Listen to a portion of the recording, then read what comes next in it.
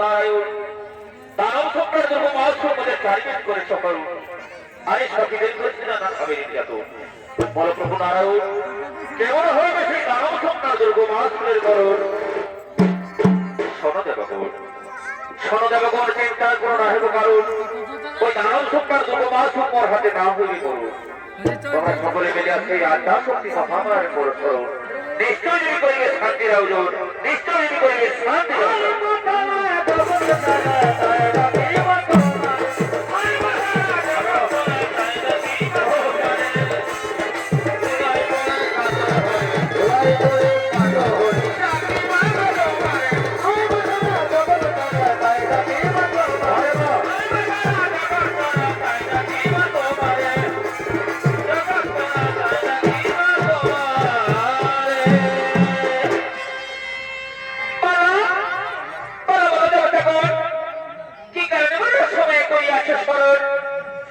পার্বতী করিব না এমনি যদি দানব সরকার দুর্গ মহাসুর মধ্যে চারিবেদ করেছে হরু আরে সখীদের করেছে নানান ভাবে নির্যাতন। বলদেবী কেমন হইবে সেই দানব সরকার দুর্গ মহাসুরের মরণ।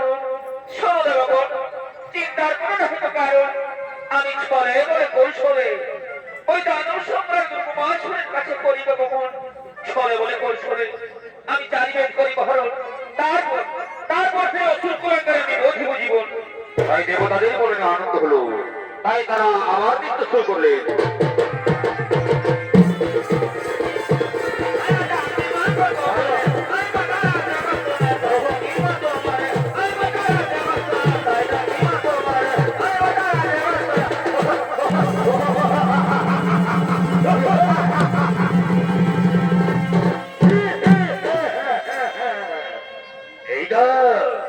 এইটা সেই নারী আমার মৃত্যুরাত্রি।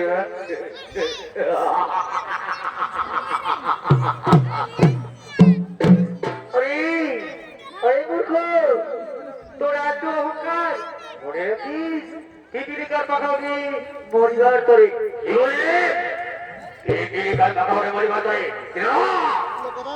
আমার পাখা গতিয়েছে সকল ভক্ত ফাটাল ত্রিভুবন জয় করে জানে। এবার ধনস্ত্র করার দেখি তোর বাহুতে প্রদর্শন।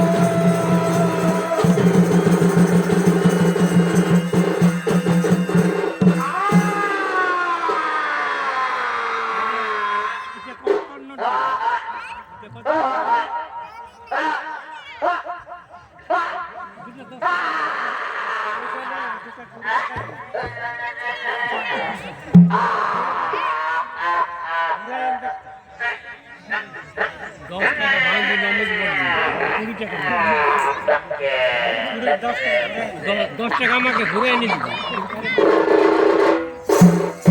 তাই আদ্যাশক্তি মহামায়া সঙ্গে সঙ্গে অনুমতি ধারণ করে এই দানব সন্তান দুর্গ মাহাসুরকে নিধন করলেন এবং চারিবেদ উদ্ধার করে পুনরায় সে দেবতাদের হাতে ফিরিয়ে দিলেন।